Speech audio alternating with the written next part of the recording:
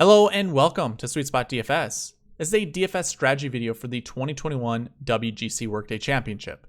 Now, what I like to cover in this video, I like to go over a course breakdown, look at time pairings, kind of do a recap of the preview video that I did yesterday, which ties in the bucket system with historical salaries, and then add strokes gain buckets with this video to that, really kind of dig into who we can narrow our player pool down to. And then I will go over the SweetSpot score as well as run the optimizer to show you basically what the optimizer finds as favorite plays using all of the SweetSpot, I'm going to call them defaults. So you can find timestamps in the description below. I also have chapter mode enabled. If you hover over the progress bar, it's cut up in segments and it'll show you what they are by hovering over them. Before I get into course breakdown, I do want to kind of do a housekeeping item. Most of you probably heard of the Tiger Woods news earlier today. Today was just a weird day for me in general. Woke up with a migraine. Foolishly took migraine pills and didn't read how many I should have taken. I know this is going to sound silly to some of you guys, but like I took double the dosage. So throughout the entire day, I was feeling completely jittery. Hard to focus. I have a typical 9 to 5 job, and usually what I like to do in there is kind of prep a little bit for the strategy video or any of my videos, you know, putting together the spreadsheet and stuff like that. I really couldn't do that today. So this video is coming out a little bit later, but then also with the whole Tiger news, like even with, you know, my prep time when it comes to, you know, strategizing of what I want to put into this video, that was kind of distracted by that news. If you aren't aware, Tiger fractured, I think his right leg on the top and bottom part of the tibia. So there's a rod in there, and I believe he shattered his ankle. So that's, you know, pins and screws are holding that together. Pretty crazy. Hopefully he makes a full recovery, but I mean, he just got out of his 5th back surgery. It's looking grim. But yeah, today was just it was an odd day. I also really wanted to get the Puerto Rico Open video out. That's just going to be a comprehensive one. It's not going to be a preview and a strategy. It'll just be one whole one together. I think I could probably provide buckets for it. I'll say this right now. I don't have anything ready. So if I do actually have anything for tomorrow, it might be late and it might be kind of pointless to put out, but I will try. Okay, so that's all I had for kind of a housekeeping item. Let's go ahead and actually get into the course breakdown. So on the screen, I have every single hole, the par, the yardage, you know, what I deem as a necessary shot shape off the tee, as well as approach. And then I have a description of each of these holes.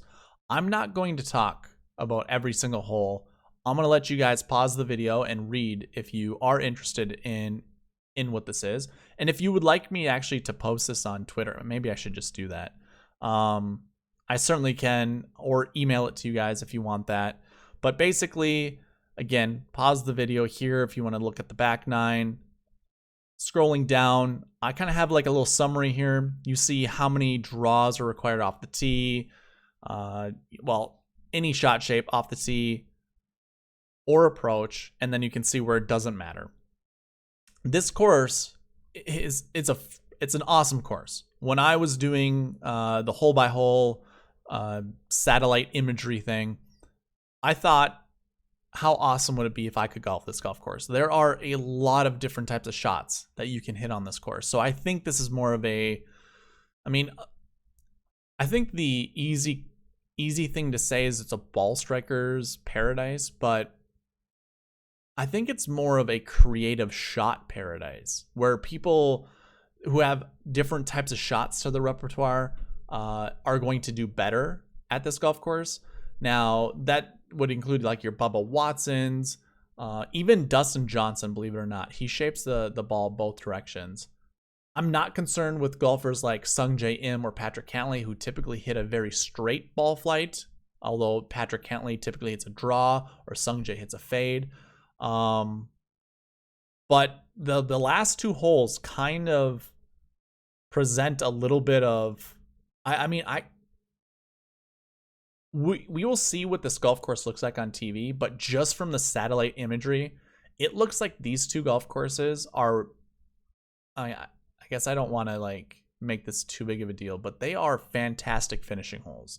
I almost wanted to say like they're some of the best on tour, but we'll see how it ends up shaking out. I have no idea how firm this golf course is. I haven't heard anything. Today, again, the news basically was dominated by Tiger's car accident. So I didn't hear anything about the golf course, and rightfully so. But if it's firm and fast, like these two holes are going to be awesome. If they're more of like soft, and receptive, I think, the par 5 17th hole will get eaten up. There is a bunker that's around 270 to 300 yards, basically, that either players will have to go over or shape around, usually with a fade. But I don't see that really being an issue with some of these players, and especially if it has the right wind, like it'll be definitely doable. And it's kind of a shorter approach shot. So either way, hole 18 almost reminds me of hole 18 at the Honda, only this is a par 4 and that's a par 5. So if you remember the Honda last year, Tommy Fleetwood could not shape a shot into the green, end up going in the water. So your draw golfers, there might be a little bit of worry when it comes to that, but I'm not really gonna. To me, this golf course doesn't really require a specific shot shape, but those that do like to work the ball both directions, I think, are going to excel at this course. I think it lends itself to that type of creativity. So I mean, if you want to fire up Bubba, be my guest. I don't know how he's going to fare here with the water. Again, there are like 12 holes of water. We looked at the tournament fact sheets yesterday, and that's what it told us. So definitely keep that in mind. But yeah, someone like a Bubba might like this golf course. Let's move on and go to tee time pairings. Now, the tee time pairings are powered by StatementGames. If you've never played StatementGames, you should give it a try. You can download the app on your mobile device, or you can go ahead and go to StatementGames.com and enter one of the contests. Now, I've already entered into some, but you can also create a contest if you would like. Obviously, click the tab of wherever you want to go and create a contest. Now, I am going to give you my top 3 matchups, but I'm going to do that after I go through the tee time pairings, because I think it's going to be, it's going to coincide with each other. So basically, if you've been here before, the column here that says game is highlighted by colors. And basically, if there are no colors highlighted, that means they are worse than field average.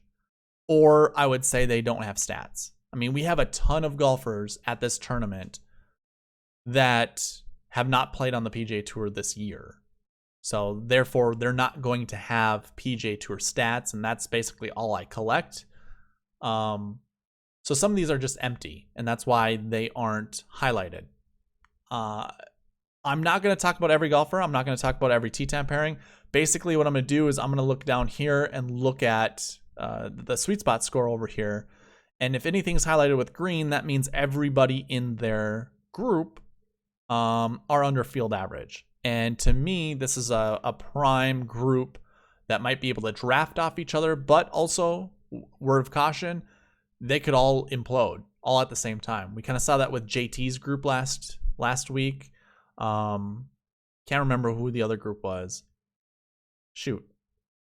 But basically, 2 golfers were over par. I think it was the DJ group. Who was playing with DJ? Bubba and Adam Scott. Like, they kind of played decent on Thursday, but they kind of blew up. And that can certainly happen. If one golfer kind of goes awry, a lot of, the other golfers in that group might as well, or at least one other. So be wary of that. I like to think, the hotter a golfer is, the more potential for basically a drafting, a drafting potential, I guess, as one golfer does well, kind of, it's a NASCAR term, another golfer right behind them is just going to play up to that standard. So either way, first group, Webb Simpson, Colin Morikawa, Joaquin Niemann. I believe the first matchup is actually Colin Morikawa versus Joaquin Niemann for Statement Games. I'll get to that later, but they are playing together. So it's going to be kind of a head-to-head right away between those two. But this group, Colin Morikawa, a fantastic ball striker. I do envision him, playing well at this golf course. Joaquin Niemann, I don't see him doing terrible here. I'm not sold on playing him this week. I don't know why. It's kind of more of a gut feel. I do like him as a player, don't get me wrong, but for his price tag, his bucket scores, stuff like that, not a huge fan. And then Webb is the only last year 5 in this field. Now, obviously, if you guys don't know what the bucket system is, go ahead and check out the preview video. But last year 5s typically just don't do well in WGC events. Now, this could mean he could finish 12th place, and that's still going to be good. But at 9,100, I'm expecting someone at that price somewhere to be inside the top 8, top 9. So either way, that group, they could play off each other, and all of them basically find themselves in the top 10. Could be. That's a possibility. I'm not going to bank on it. The next group is a fantastic group. 2 guys who missed the cut at the Genesis Invitational last week, and then the winner. So this is kind of an interesting pairing. I don't know how it was set up that way, but you have JT and Rory. Now, JT, Justin Thomas, I don't know what to make of JT this week. He was almost going to be like my favorite strategy play. Usually my thumbnails have my favorite plays, if you weren't aware.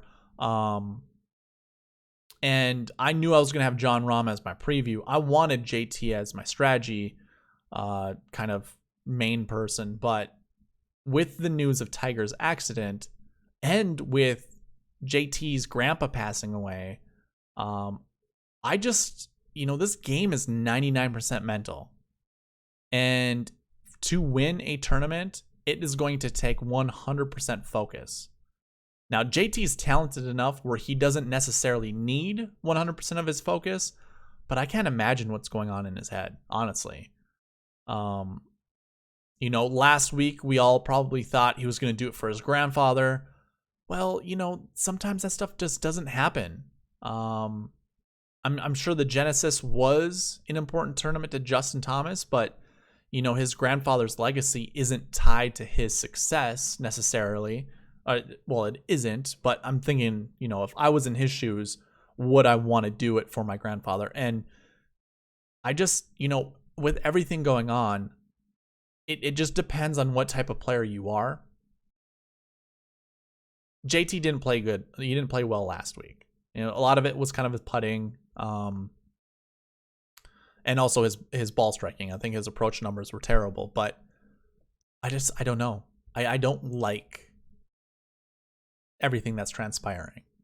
I don't like the chances for him to do well. So I'm not going to completely fade him, but he's definitely not in my core. This group might help him out. Max Homa was a huge Tiger fan. JT's a huge Tiger fan. Rory, I know, respects him and probably likes him and is a friend. We haven't seen Max Homa's more of admiration. JT's actually a good friend to Tigers. So I don't know where Rory sits in all of that. I would have pegged this tournament to be another good bounce back for Rory. Rory plays well on Bermuda. He plays well on fast greens. It's weird. I don't know what to make of it. It's a great group. Don't get me wrong. So I will be playing some Rory. Probably not playing a lot of Justin Thomas though, unfortunately. But yeah, I hope he does well. The next group is DJ, Brooks, and Daniel Berger. So Dustin Johnson, Brooks Koepka, Daniel Berger. You got the Bash brothers, DJ and Brooks, going along with Daniel Berger. And I feel like this is a great narrative. Daniel Berger, when he came on tour, it was a great story about him beating PGA golf pros. I don't know if they were tour pros, but when he was 14 or 15 years old. So you'd hustle them and beat them. I almost feel like this is that same situation, where Berger Obviously, he just won the 18T Pebble Beach. But when faced against like Dustin and Brooks, he's probably still not getting that respect of being a previous tour winner. So I like this group just for the sheer factor of, like Brooks and Daniel are always going to have a chip on their shoulder, or I would assume they're going to have a chip on their shoulder. And DJ is just going to be lackadaisical. The number one golfer in the world, the number one golfer in my sweet spot score. This group is awesome. It's really good. So I think, a lot of potential here. Scrolling down, the next group that we have is Bryson DeChambeau, Victor Hovland, and Patrick Reed. This is a very interesting group. DeChambeau and Patrick Reed, their shot shapes are draws. So I think they're going to be able to see a lot of their own, their same shots in each other. Victor Hovland, on the other hand, he hits mostly a fade.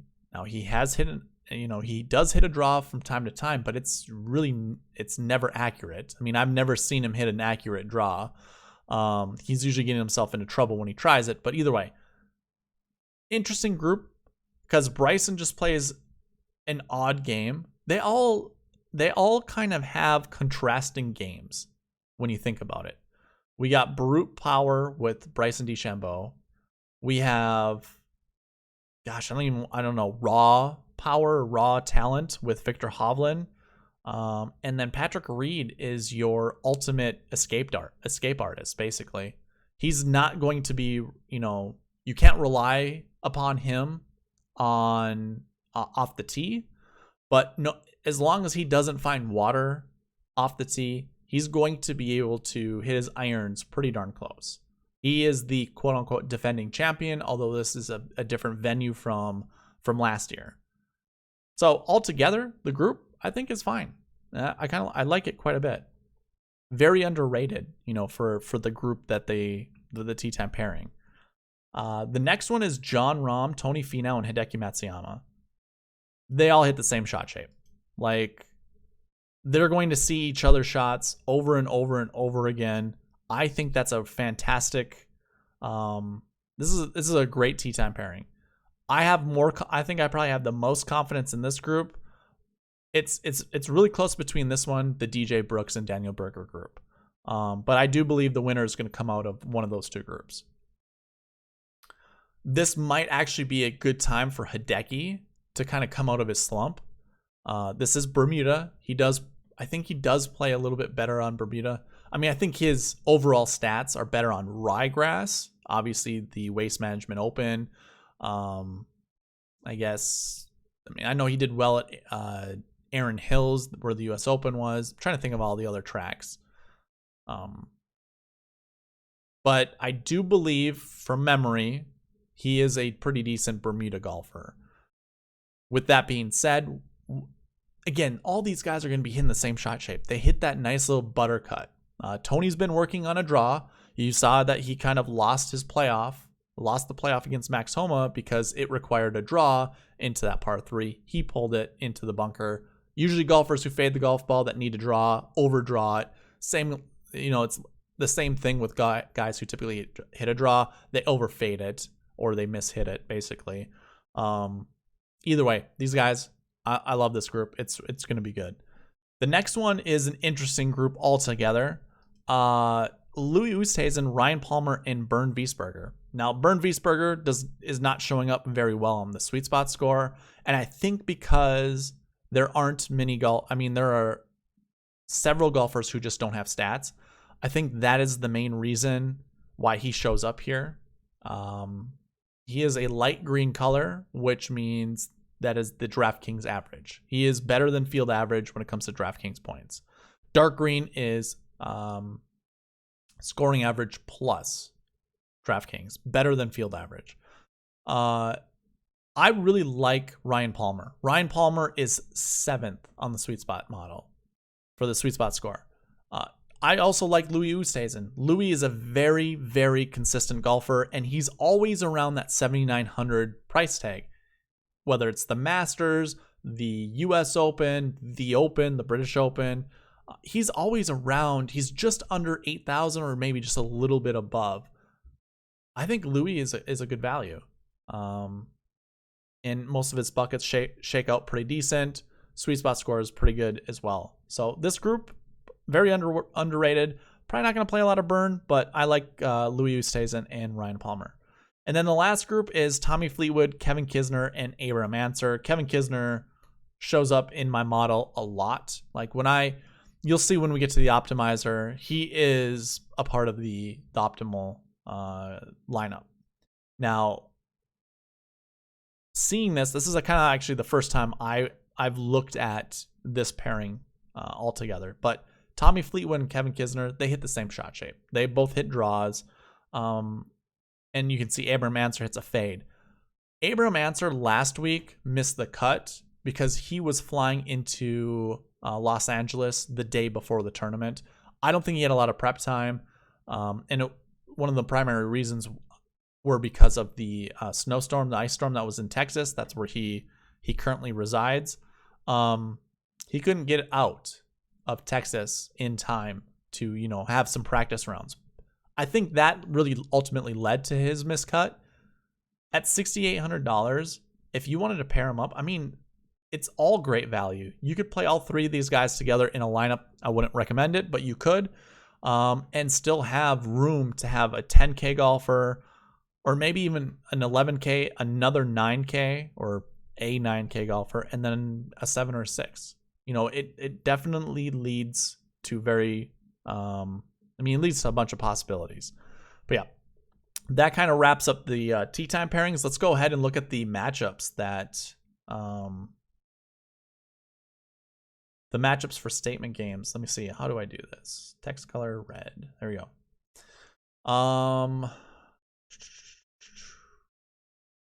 Trying to remember off the top of my head which ones are the statements.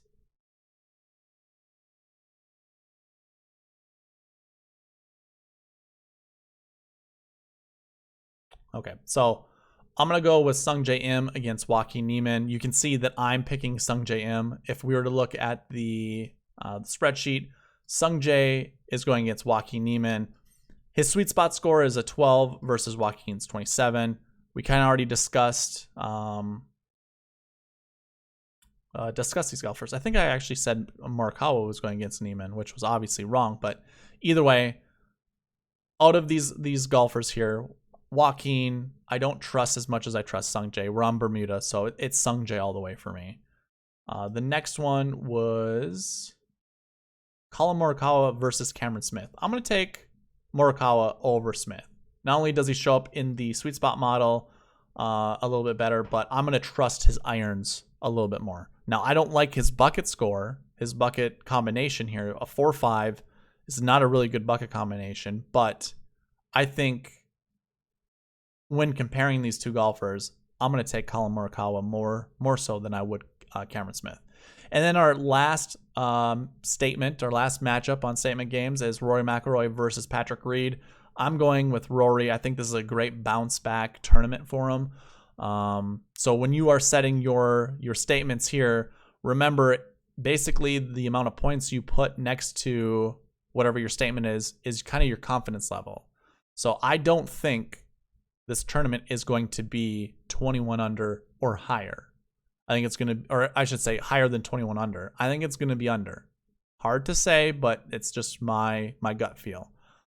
So I usually put all of my statements like this, and then I work my way down. I will mess around with these throughout the week. So obviously we were talking about Sung Jae over Joaquin Niemann. I don't have the other ones that I was talking about on here. But either way, you can go ahead and move and just go ahead and change whatever you want. You can also save, or you don't have to. So that is Statement Games. Go check them out. It's pretty fun. I won 2 contests last week. I got 44 points on one, 39 points on the other. I basically more than doubled my balance. I only played in 2 contests, but yeah, took them down. Won. It was great. So kind of building that bankroll to get those free gift cards. Okay, so let's kind of do a little bit of a recap of the the preview video. Basically, we talked about historical salaries, saw that the 11K range was, one of the dominant ranges. Definitely want to select a golfer in the 11K range, and I can go ahead and pull it up. I'm not going to spend too much time. I tend to do this too much, is talk a little too long, but I use the numbers over here in this little analysis box. Basically, 11K and above for salaries shows up inside the top 10 at a 77% clip. That's like, I don't know how much more confidence you need in a salary. It's usually your best golfers. Obviously, Dustin Johnson's number 1 in the world. I can't remember if Jon Rahm is number 2 in the world, but either way, those are your 2 10K or your 2 11K and above. I think you want to anchor your lineups with one of those guys. And then obviously you can see kind of the percentage for the other salary ranges. Again, this is comparing, how many are in that total price range bucket versus how many are inside the top 10, and doing obviously that calculation here. 4 out of 12, that's 33%. Makes sense. When you get to your lower price guys, it's more or less finding, a needle in the haystack. It's going to be difficult. So then not only did we talk about salaries, but we talked about buckets. We looked at the last year bucket. We looked at the last week bucket, found out we want golfers who finished 1st to 20th here last year. That is our number 1 bucket. Number 2 are golfers who didn't play. That's for last year, the last year bucket. Last week bucket, golfers who didn't play last week. They show up the most inside the top 10, looking over the last 8 years. Number 2 are golfers who did finish top 20 at the tournament, just leading into this one. So those are the 2 finishing positions, 2 buckets that we're looking for last year, last week. Our next one's course history and recent form. We discussed that we think, tournament history is still going to matter. The best golfers are here. The best golfers love these WGC events. It's a good way to get points, kind of easy points, cheap points for FedEx, as well as official world golf ranking, which ensures other events down the road. So our number 1 course history bucket, golfers who top 20 this on average. So basically looking at their finishing averages from 2015 to present day, anyone that falls 20 and below fall in this bucket. Number 2, in that 20 to 40. So we basically want golfers who've played this before, and you can kind of see the confidence level. So a minimum means you want to at least play 3 of those golfers. A maximum is, your max exposure you should be setting. So 6 for that bucket. We create 6, or in a lineup we have 6 golfers. So you could set your max. You could actually just go ahead and try to find a lineup that has all of these guys in them. Put all 6 with a course history bucket of 1 in your lineup. Likewise for recent form, obviously you can kind of see the totals here, what their ranks are right there, and then their min maxes. This one's a little bit more open, a little bit more wide open. Your number 1 bucket for recent form, the 20 to 40, number 2 buckets 40 to 60, and then the number 3 buckets 1 to 20. So those are the guys coming in with the best recent form. 1 to 20 is the 3rd bucket. And you can see the min maxes. You want at least 2 that fall in that 20 to 40 range, at least 1 in the 40 to 60, 1 in the 1 to 20, and it actually shows 1 to 20. A minimum of 1 of golfers who've never played this event, or actually not this event, that haven't been on the PGA Tour in the last 7 weeks. That's what recent form's looking at. It's looking at the last 7 weeks of finishing positions, averaging those up, putting them in these buckets, basically. So that is kind of the rundown of what we did in the preview. So with all of that, this video, the strategy video, is including the strokes gain buckets. And basically what the strokes gain buckets are looking at, it's something that I've realized going back to the Zozo. I've been tracking it since the Zozo. Basically what I'm doing is I'm looking at off the tee. I'm basically looking at all the stats, looking at what are positive, what are negative, and I'm throwing them into buckets. And I can show you what those buckets are.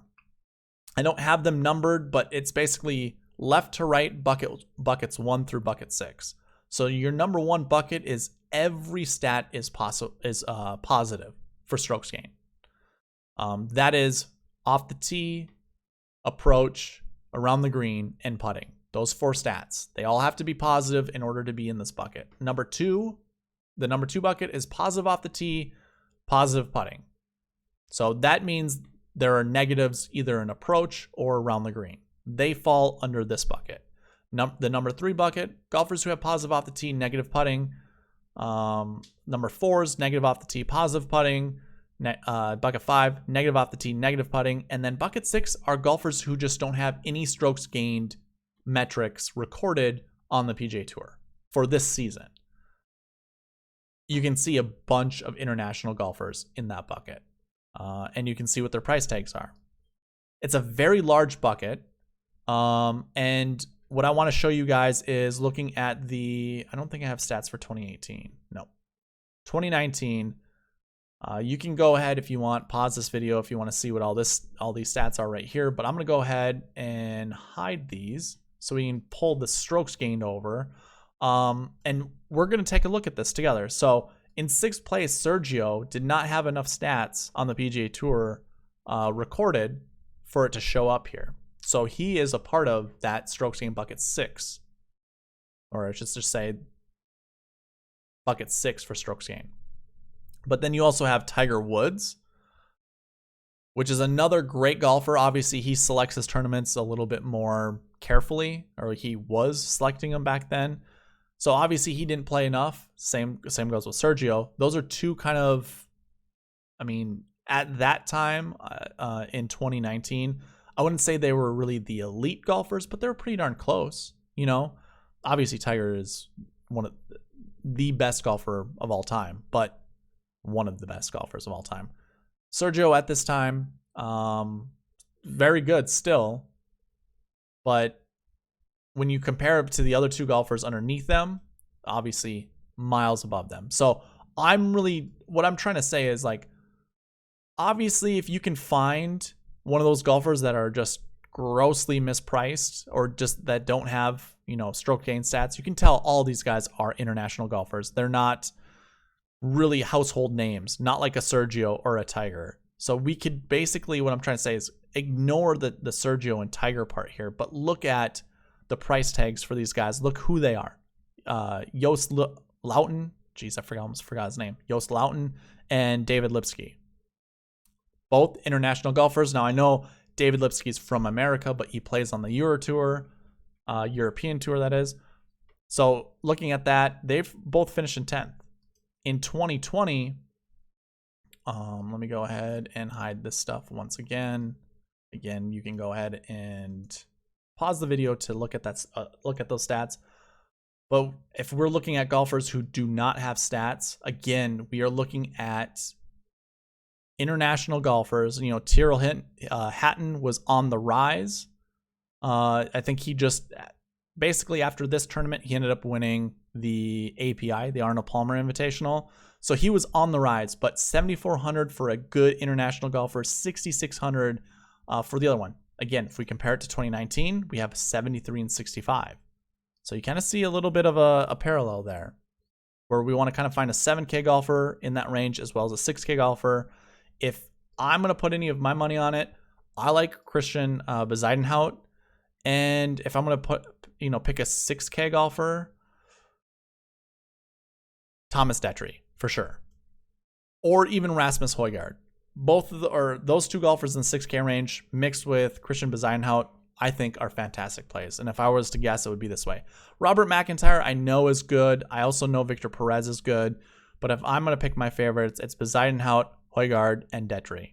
Those are my international no strokes gain guys. So I definitely go there. Now, when it comes to everything else, basically what I was trying to show you before is I've been doing this since the Zozo. I've been keeping track of, only golfers inside the top 10. So that's the thing. I'm only looking at golfers inside the top 10 because that's our best way to find the optimal lineup. So let's go ahead and look at these stats. Now, what you're going to see right away, I'm just going to point out the negatives. Negative strokes gained off the tee with Kiradech Afi Barnrat as well as Cam Smith. Now, when we look at their putting stats, they have positive putting stats. This is your bucket number 4 for strokes gained. So there's 2 golfers right there right away. The other thing I like to do is try to find my positive off the tee with negative putting stats. So these, I'm highlighting everyone that has positive off the tee. Negative putting, Keegan Bradley, Ian Poulter, Paul Casey. There's 3 right there. So these are your strokes gained bucket 3 golfers. So now if we, take them off the list and not consider them and look at the rest, now of the other guys that are positive off the tee, how many of them have complete positive stats? These are your strokes gained bucket 1 golfers. And unfortunately, all of them are. So basically you have bucket 1, bucket 3, and bucket 4 covered. We don't have anybody that's bucket 2.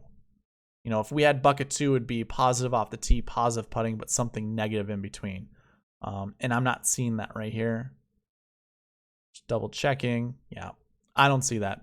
Very close with Dustin Johnson, by the way, when it comes to his approach. But basically, you had 4 strokes gained bucket 1 golfers, 3 strokes gained bucket 3 golfers, and 2 strokes gained bucket 4 golfers to go along with some strokes gained bucket 6 golfers.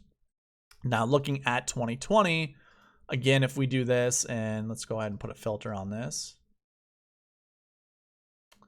and just look at our top 10 golfers. Again, we're going to be looking at anything that's negative right away. So I have 2 golfers right here that have negative off the tee, but they are positive putters. So right away, boom. We only have 1 negative putting guy with a positive off the tee. That's Hideki Matsuyama. So we only have 1 strokes gained bucket 3 golfer. Now looking at strokes gained bucket 1 versus 2, it looks like it's all strokes gained bucket 1 golfers. So obviously that is your bread and butter. Now the other thing to go with that is looking at their price tags. So in 2020, our lowest guy was 8,400 that had all positive stats. Next guy was 9,000. How about in 2019? Looking at all of the positive stats. 8,500s are cheap. Otherwise, everyone else was 11K. So I guess if that's any indication of who we need to be picking, you have DJ and John Rahm with everything positive. Probably a good chance we're going to see them inside the top 10, right? Probably 1, 2, or somewhere between 1 and 5. But you could also make the argument for Xander. You can make the argument for JT or Patrick Cantlay. If these guys are going to finish inside the top 10, very hard to select, if I were to go ahead and go to the optimizer and just plug in, I want at least 3 strokes gained 1 golfers, chances are I'm not going to come up with a good result. Because if we do see 3 of these guys finish inside the top 10, well, I was correct in forecasting that we would see 3 inside the top 10, but I can't roster, 3 of these guys and actually have a decent lineup. So basically you want to pick 1 or 2. I obviously, 85 I think was the cheap one. What was it? So 85 showed up once there. 84 showed up as well as 9,000. So I guess if we're trying to figure out, those price tags, Cameron Smith, Matthew Fitzpatrick, Joaquin Niemann, even Will Zalatoris are right there. But then you also have Patrick Reed and Victor Hovland that are kind of, close. Now, obviously, it could be any of these guys that might, show up inside the top 10. For the last 2 years, what we've seen, either somewhere around the 8.5 mark or around the 9K mark. So I want to just leave you with, or, present that to you guys just so you don't get too enamored by the strokes gained buckets. But yeah, basically every single week I do this, and every single week I kind of see that step ladder basically is what I like to call it. Now, usually these golfers, I actually separated it this time, but these golfers would be considered in this bucket as well. It would look something like this. It would just be a bigger bucket because technically everything positive does also fit in that positive off the tee, positive putting. You can see I don't have everything negative just because it's not needed. I don't think it's all that important to have everything negative. But either way, out of these two buckets, I'm probably selecting 3 or thinking there are going to be at least 3 that are going to show up. But yeah, it usually step stools. So usually if I include this bucket with this one, there are going to be more top 20s in this one than there are in this one. And there are going to be more top 20s in this one than there will be in that one, so on and so forth. So basically what I'm trying to tell you is any guys that you see over here are kind of in trouble. I wouldn't play multiples of these guys. Like, I'm not going to play a Sebastian Munoz and a Mark Leishman together. I do like Sebastian Munoz, but I will not pair him with these 3 guys. And likewise, I do like Tommy Fleetwood, and the optimizer actually really likes putting Justin Rose in my lineups, but I'm not going to put several guys, of these guys in my lineups. Maybe a max of 2, and that's it. But even at that, I'm probably not going to. It just does not show. Well, let me take that back. This is our bucket 4. We've at least seen 2. So I will leave it. I will say we will find 2 golfers inside the top 10 because that has been the trend as of late. So yeah, with that, if you do want to do a Justin Rose, Tommy Fleetwood lineup, that's not terrible. I mean, my optimizer really likes Kevin Kisner and Justin Rose. That's one way to go. But Kevin Kisner and Tommy Fleetwood, they're actually playing together. So actually not terrible there. And then, bucket 3, select somewhere between 1 and 3 golfers. But again, I'm not making 6 lineups here. And that's what this whole strategy video is trying to help you guys accomplish. Don't overload golfers, in any of these buckets together. Don't pick 6 golfers out of here. Don't pick 6 golfers out of here. Mix and match. Choose, X amount from bucket 1 or 2, X amount from bucket 3, X amount from bucket 4. Or at least just write them down. I think that's the best way to do it. So we have all of this. Now what I want to do is open up the entire buckets here and show you kind of like every single bucket, whatever their score is, and then their average. And basically I want to show you the rank of this first. Our number 1 golfer that comes out is Patrick Reed. Let's see. I have the Genesis Invitational up. Let me see what that ended up looking like last week.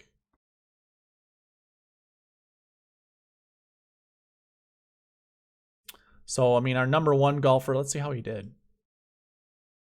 If we're looking at rank, how did that golfer do?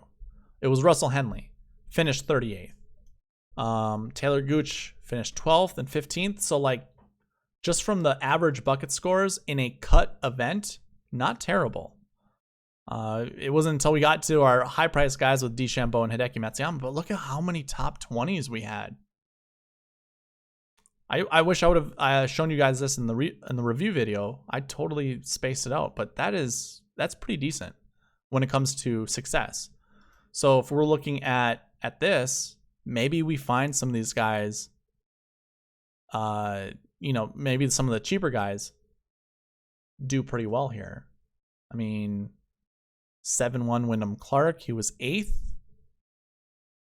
7-2, 7-5. I know this was a cut event. There were 120 golfers in that field. There's only 73 in this one. But hey, maybe that's a good reason to play Ryan Palmer or Harris English. They're already high on my list anyways. So that's not terrible.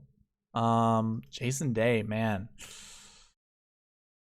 I don't know how I feel about that. Again, this is just sorting by basically the average, your best average of all of these buckets, for each player. And obviously ranking them. But yeah, I really like Harris English and Ryan Palmer all that much more now. We'll see how this shakes out in the review video. I'll make sure to add it this time and take a look. But I basically was coming here to show you what the number 1, basically the sweet spot model of golfers, 1 all the way down to whatever. Number 1 golfer is Dustin Johnson, followed by Jon Rahm, Xander Schauffele, Patrick Cantlay, Justin Thomas. So JT is the 4th. Let me just go by salary here, just to take a look at the guys here up at the top. Basically, these are all the correct golfers that should be up here. 6 golfers, you have your top 6 up here. But funny enough, when you look at the next 2 that are right below them, Bryson DeChambeau and Tony Finau, don't really shake out in order. If we go ahead and take a look at this, we have 2 7K golfers that pop up here. Kevin Kisner and Ryan Palmer. not only is their value good when it comes to their DraftKings points versus their salary, but they're showing up in the SweetSpot model. Both have really good bucket scores. Kevin Kisner could be your strokes gained bucket 4 golfer that we need. Yeah, pretty good, honestly. And despite Webb Simpson being a last year 5, which has not shown up very well at this tournament, he's 10th in the model. So it looks pretty good, and we'll see how it all shakes out. I think my biggest notables, first of all, the SweetSpot scores is not going to be kind to European golfers that have not played on the PGA Tour yet. So you're going to find, most of your 6K golfers on down, they're going to have a higher SweetSpot score, or their ranking is going to be higher. That's mostly because there are no stats to judge them, based off of the rest of the guys in the field. You can kind of look at their values over here to try to determine, this again is their DK average points versus their salary. So maybe that's how let's just take a look and see if we can find, some European golfers up here. I have no idea who Brad Kennedy is, but a pretty decent value. Joaquin Niemann, believe it or not, 3rd best value, and Ryan Palmer, the best value. I mean, more reasons to play Ryan Palmer. David Lipsky shows up $6,000, not terrible. Kind of was hoping to see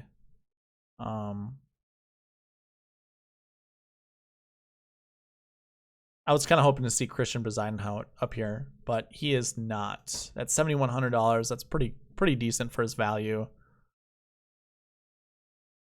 How does it shake out when it comes just to the SweetSpot score? Okay, so Bezuidenhout does show up better than anybody else of strokes gained 6s.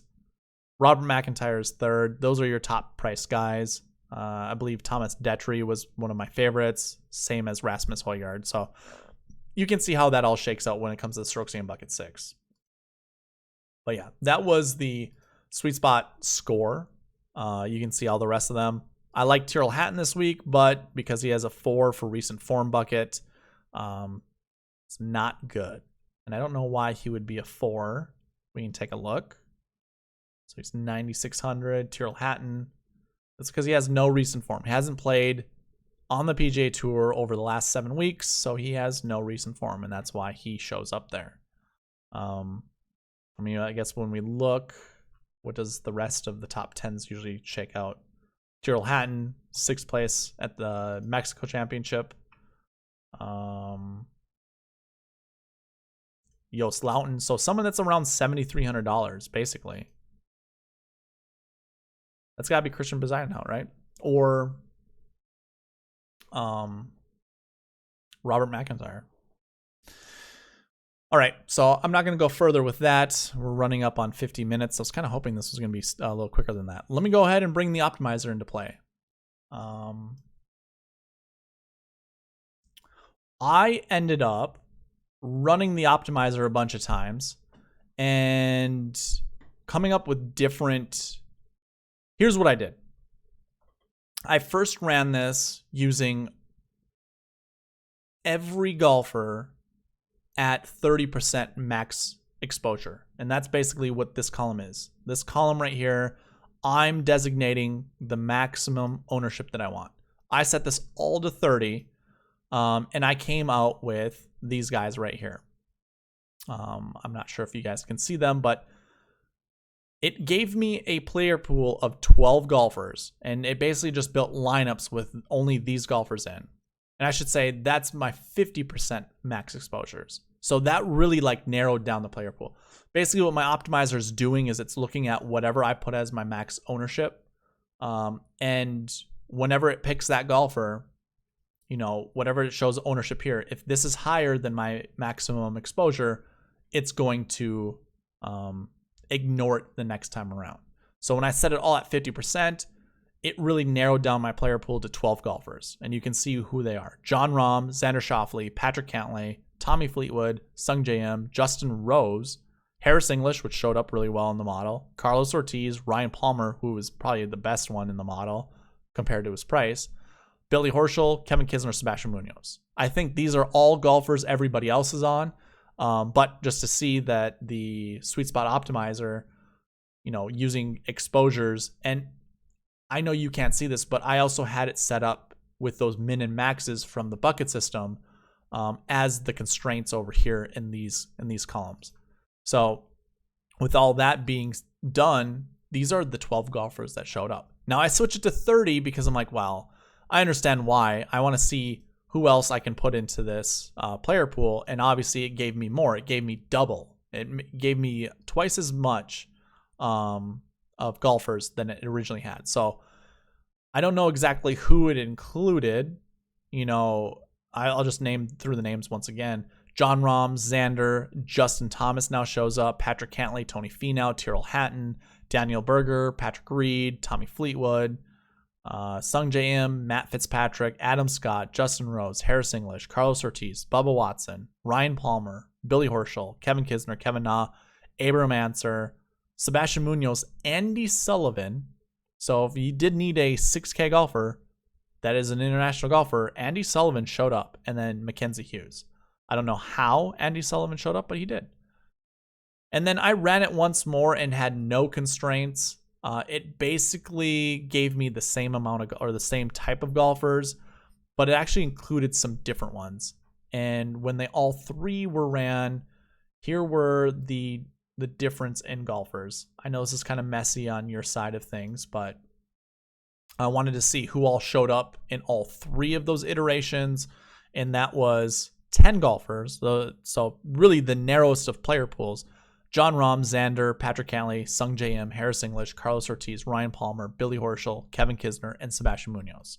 Those 10 golfers showed up in each three of those iterations of me running the optimizer 100 times. That's what it was. I ran it 100 times. They all showed up in every single iteration. And then going down, I don't know if you guys just want to... I don't know why there's C's on the screen.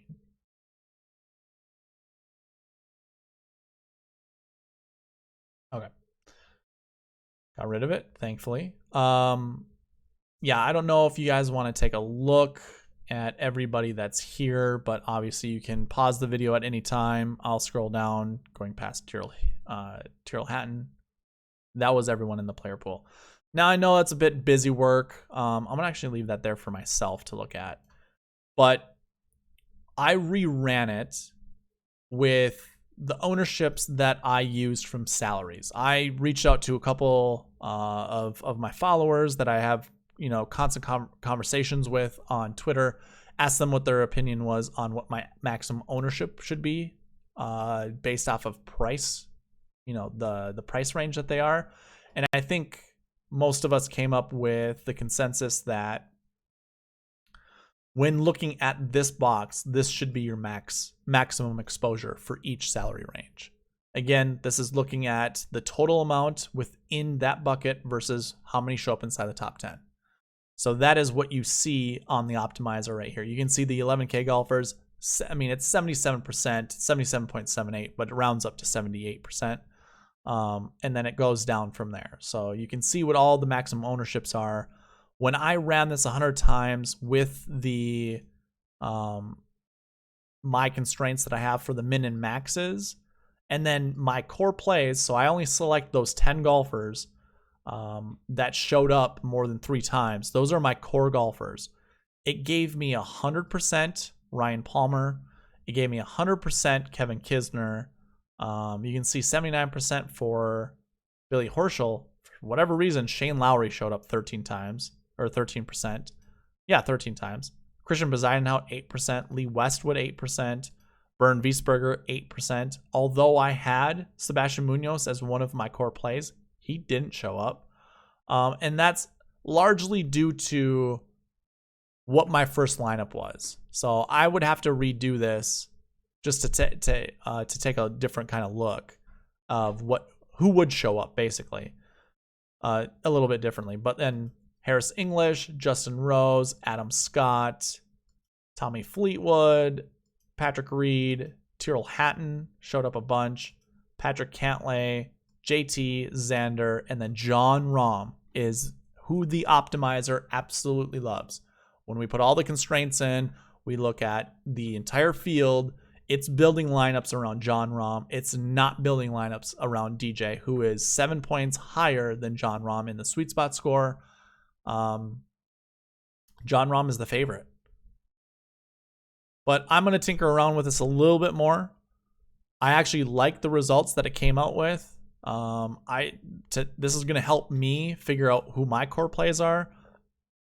I can tell you right now, if I were to leave this and put all of my mins to 0, all of my maxes to 6, it's going to have 100% Jon Rahm and 100% Patrick Cantlay. Like when I was running it before, that's exactly what it did.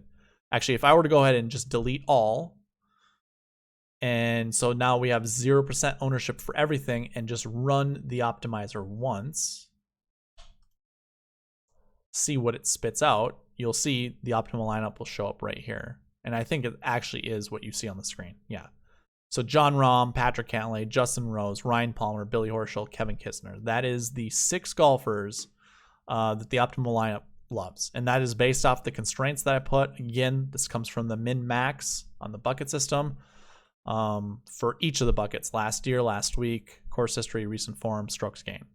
I did put a minimum of 2 for strokes gained 1. Maybe I should put 1. See if that actually changes.